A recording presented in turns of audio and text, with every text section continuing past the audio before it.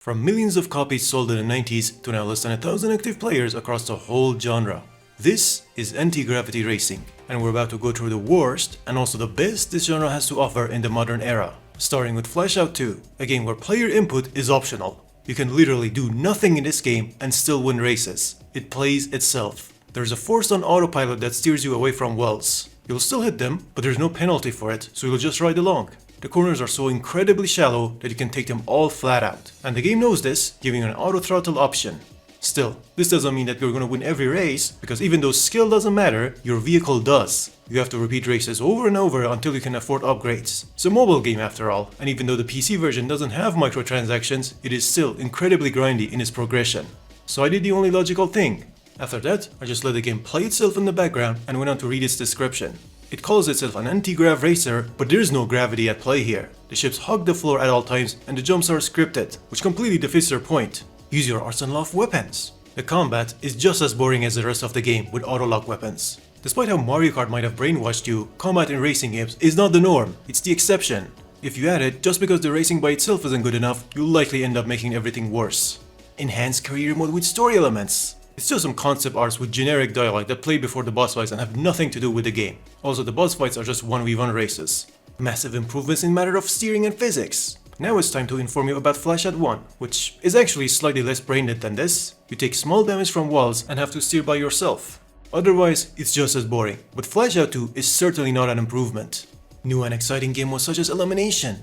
Elimination is a game mode where the last place racer gets eliminated after each lap or after a set timer. Elimination has long become a standard in racing games. And it fucking sucks! Its only purpose is to inflate the amount of game modes in a racing game, when in reality, it's just a worse version of normal racing. Backmarkers are never given a chance to catch back up, making the racing increasingly depopulated and dull over time. Of course, Flashout is far from the only game guilty of this. The game features high quality graphics and amazing music. But where's the game? I spent most of my playtime laughing at the equally clueless Steam reviews while letting the game run in the background. Playing the game does make you faster, but it's still boring, and the autopilot actively works against you. You can surprisingly adjust your steering speed, a must-have feature that many modern games lack, but nothing to adjust the elephant in the room. This was easily one of the most insulting racing games I've played. So let's shift gears and try a good game for once, like BNG. No, not that BNG, this one! 2, 1. I don't know where to begin with this game, so let me show you instead. This is Wipeout 3. And this is BallisticNG. Okay, we're done now. Well, don't ask me to repeat myself, because we've already been through every Wipeout, and this is that. Except for one thing, and it's a big one. The same thing that ruined Wipeout Phantom Edition, Redout, and Neo is also present here.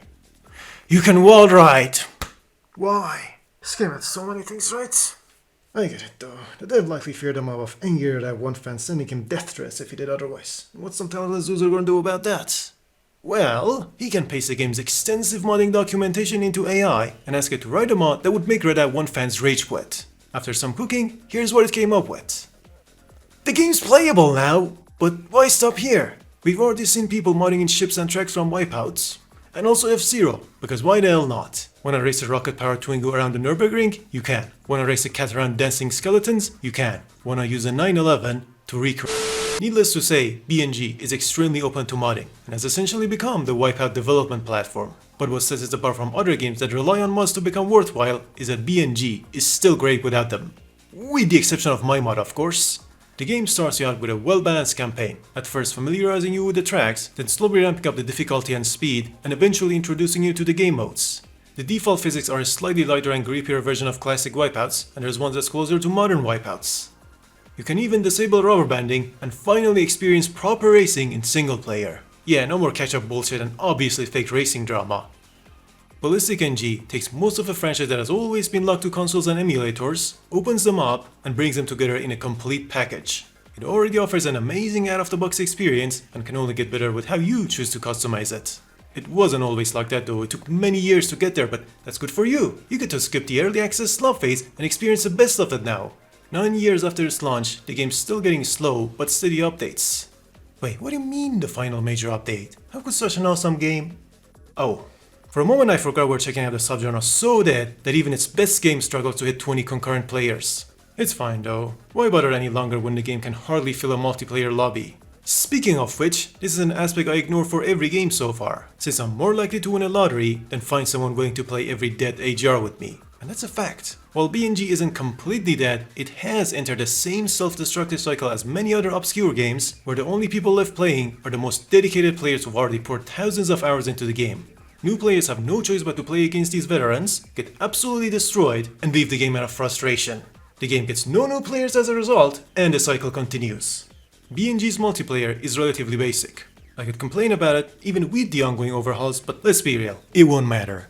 The number of people who'll ever experience it will never crack 4 digits. I have no friends, and nor do you watching a video about a dead genre, so I think it's best if we leave multiplayer out of this series.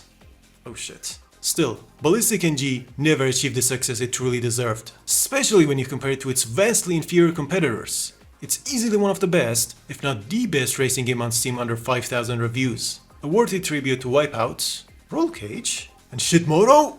Let's pretend those don't exist. This is the game to buy if you're looking to try out an AGR. It's only on PC, but it's DRM free, easy to run, relatively cheap, content rich, moddable like... Don't you want good games? Who am I talking to? I genuinely believe Boss may kill the majority of my viewers at this point. Just like the internet. Well, you've seen the best, now it's time to take another dive into the worst. Here's Concord if it had a racing league. The game that attempts to assassinate its players would cringe over those. The story? There's no story in racing games, it's just a bunch of races with objectives that happen to have some dialogues between them. This game's way ahead of its time, because even though it was released in 2018, the dialogue feels AI generated. You can ignore it, but you can't escape the game's forced on music.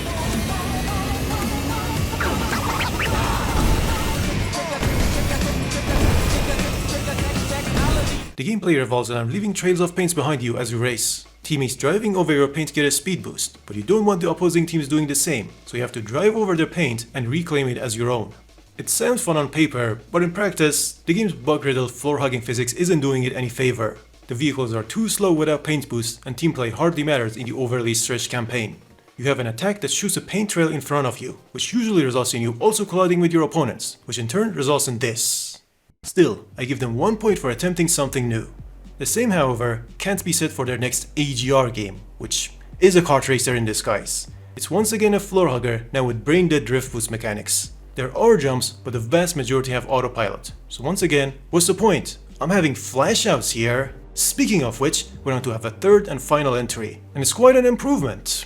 But upon what? They got rid of the autopilot, went with an even grippier version of modern Wipeout handling, made the tracks more technical, and let you choose your weapon loadout before each race. The game's still mainly centered around combat though. You die so often that stacking 2 shields to gain invincibility is the best loadout. Some tracks do provide a bit of challenge with faster ships, and that is the best you'll ever get out of this franchise. Next, we have another Wipeout revival attempt.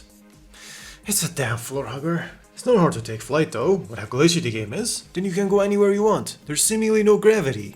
As you might expect, the handling is basic, and despite the visual diversity, every track plays the same. Better learn a new editor and make your own then. Yeah, they made a whole game engine for this shit. The game stopped receiving updates after 2 years of early access, but the website's still up for some reason. It's surprisingly polished and even integrates Steam leaderboards and workshop tracks. So much effort into style and presentation, yet the gameplay is completely neglected. And unfortunately, I believe that's how a disturbing number of Wipeout fans imagine Wipeout. Just music, style, and graphics. Vibes, and nothing else. I'm gonna call them Vibeouts from now on. Or maybe Vibers? Oh, now I know why some people play games as shallow as Dreadout 1 and Vibrunner. So far we've seen bad games with concepts that turned out to be only good on paper, like Splatoon with cars, hover bikes, and flip cars.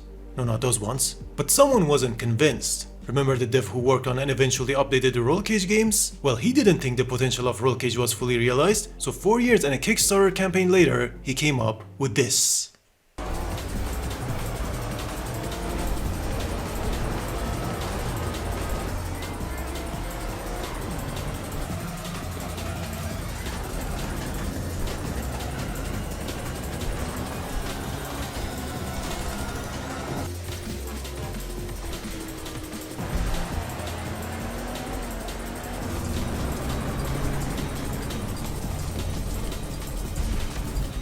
Huge environments, alternating paths. If it looks smooth, you can drive on it. 360 degrees with lots of speed.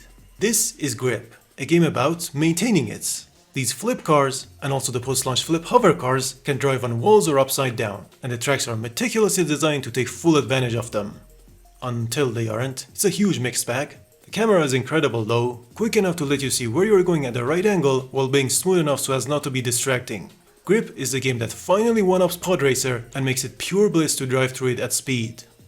And then you crash. Then it takes ages to get going again. Worse yet, at any moment, you could get noob-tubed. So far I was ignoring the second part of this game's name. Grip Combat Racing. You just had to add auto-lock weapons, didn't you? I know it's supposed to be a roll cage remake, but weapons just don't work in this new and improved gameplay, and this is most apparent in the Arena Deathmatch mode.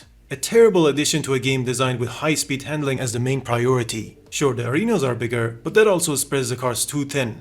The weaponless racing is pretty much the only good mode in Grip. There's jumping, pitch and roll control, and analog steering that actually feels like it makes a difference. The campaign is stretched out with unnecessary game modes and slow speed classes, and the multiplayer is currently bugged. Not that anyone wants to play it anyway. Even though we have anti-gravity vehicles, they feel like inferior versions of their wheel counterparts, and those can be complicated. Most people differentiate racing and vehicle physics based on how close to reality they are, calling it simulation or arcade. It's a classification that I'm starting to despise, because most games are using real-life based physics. They rely on the same principles, they've just been modified and tuned differently. A game with sim physics would struggle to drive on walls or rough patches without losing grip. Arcade games compensate for this by applying so much external forces to the car, to the point that sometimes it feels like an invisible hand is in control of your car and is keeping it stable. And no, I didn't swap up the footage. Even the so-called sim games use some fakery behind the scenes, because such thing as perfect physics doesn't exist in the digital world yet. Even without it, the base physics themselves vary a lot in quality. We've had sim games with incredibly flawed and unrealistic concept of grip, and arcade games that give you a closer feeling to driving a real car. We've had games with basic physics that are fun to play, and games so complex most people never figure out how to play. We've had games with physics so overly tuned that you're constantly fighting against the controls, and games with controls so simple they sometimes turn into glorified geometry dash. We've had games with so much fakery that it no longer feels like you're controlling the vehicle, and games with raw physics that are unplayable the way their devs intended. Yeah, remember this? Nostalgically blinded roll cage fans say this is just skill issue, and the game has complex physics with a deep learning curve. So let's see how the top speedrun does it. It's garbage physics, simple as that. Games like this are difficult solely because they're poorly made. Thankfully, 20 years of technological progress has allowed Grip to improve on this without resorting to bullshit amounts of auto-balancing. Cars still rebound too aggressively, but they don't completely flip over upon landings or collisions. In the end, roll cage's verticality ended up being more of a gimmick, and I'm glad Grip took huge steps to fix that and brought us closer to a real roll cage experience. But of course, it still has a long way left to go. I could ramble on, but I think it's specified in the video right here before I trigger any more racing game communities. So keep an eye out for the next episode that covers more modern AGR shovelware. If it's released, you can find it on the screen or in the description. Okay, after a few rewrites, I realized BNG is too deep for a quick overview to do it enough justice. And frankly, nothing else does either, not even its own wiki. It's got more lore than anything of actual value. Currently, the most viewed video that covers BNG is incredibly surface level and full of misinformation. So if this video surpasses that, I will go deeper into it at some point, as if I don't already have enough long overdue projects.